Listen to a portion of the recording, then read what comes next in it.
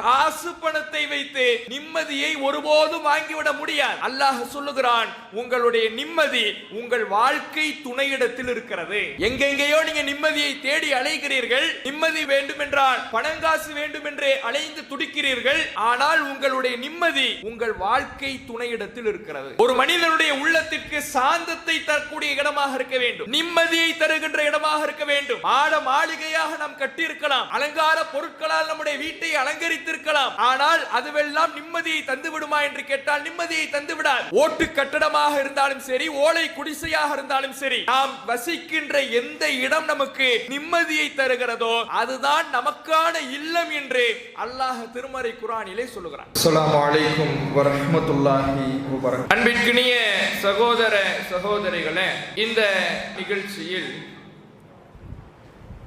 கணவனா மனைவியா என்ற தலைப்பு வழங்க